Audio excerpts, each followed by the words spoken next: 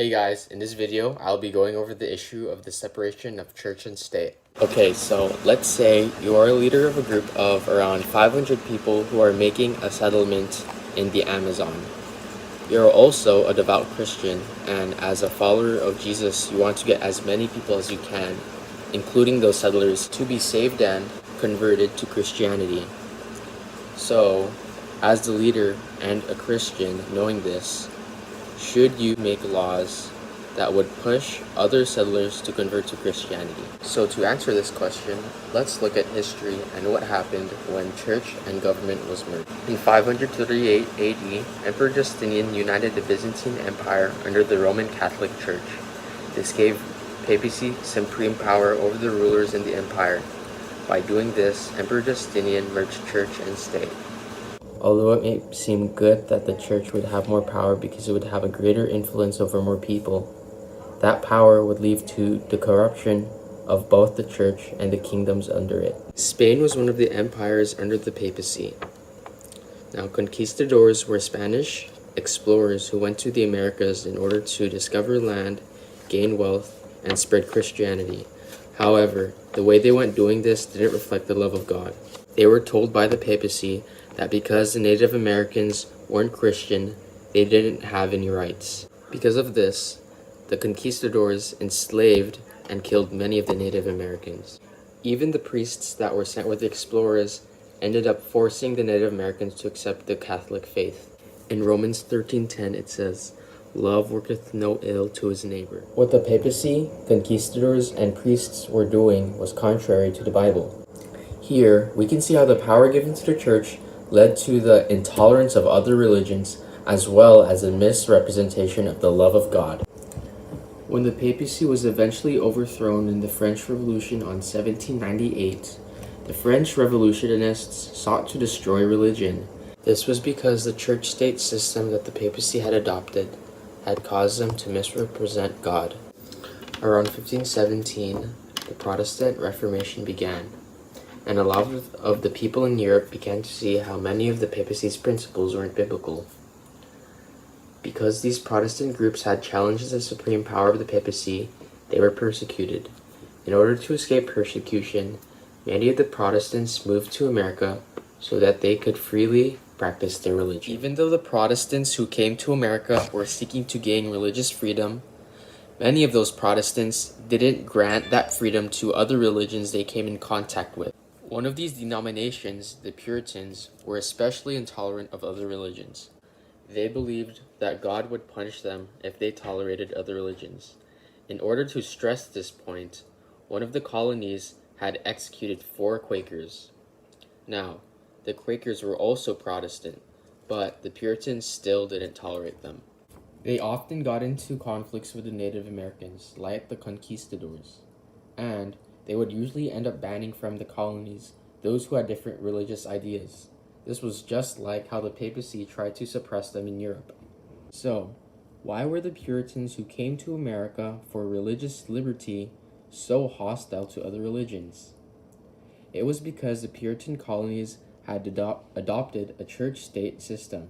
See, one of the requirements to vote in the Puritan colony was to be a member of the Puritan Church. In The Great Controversy, page 292.3, Ellen G. White sums up how the church-state system resulted in intolerance. The regulation was adopted by the colonists that only church members should have a voice in the civil government.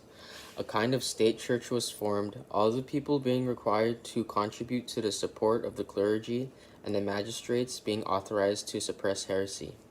Thus, the secular power was in the hands of the church. It was not long before these measures led to the inevitable result: persecution. This requirement of being a church member also led to a lot of people joining the church but not having a change of heart. So once again, we can see how combining church and state led to the corruption of the government and the misrepresentation of the church. So, to answer the question in the beginning of the video, no, you should not make laws that would push people to join Christianity. In 1635, a man by the name of Roger Williams was banished from the Puritan colony Salem because he believed in practicing religious tolerance as well as a separation of church and state. He then established a settlement in Rhode Island. Not only did the settlement separate church and state, but it was also the first settlement in America to legislate the freedom of religion. This legislation was a precursor to the establishment and free exercise clauses of the First Amendment. So let's talk about that. So let's fast forward to around 1789, when America was independent from Britain and the Constitution was in the process of being ratified. By this time, religious tolerance was already common in America because of the First Great Awakening. In the First Great Awakening, it was stressed that in heaven it did not matter what denomination you were part of. It also resulted in many of the denominations splitting to form new churches. Both of these things resulted in greater religious tolerance. By the end of the Revolutionary War, many colonies had separated their church-state systems, and some included religious tolerance in their constitutions. James Madison was tasked with writing the Bill of Rights. This was a document that limited the power of the government by protecting certain rights of the people. The first two rights it addresses have to do with the freedom of religion. It states, Congress shall make no law respecting an establishment of religion or prohibiting the free exercise thereof. The Establishment Clause prevents the government from excessively favoring any religion. So, there cannot be an official religion and there cannot be a church-state system. The Free Exercise Clause prevents the government from persecuting or preventing the free exercise of any religion. Even though most of the founding fathers were Christians themselves, they saw the importance of religious liberty for everyone. In a letter to a Jewish community, George Washington, the first president, assures them that America will protect their religious liberty because they will not allow or assist in persecution. In John 18:36, it says, Jesus answered, My kingdom is not of this world. If my kingdom were of this world, my servants would fight so that I should not be delivered to the Jews. But now my kingdom is not from here. Throughout Jesus' life, we can see that many people, including the disciples, believed that Jesus would establish a kingdom on earth and destroy the Romans. But as we know, that is not what Jesus intended to do. Jesus intended for his kingdom to transcend beyond the political and national boundaries. That is why we should try to represent God through our actions and deeds, so that people who see us will want to follow God as well. Thank you for watching. I hope you have a nice day.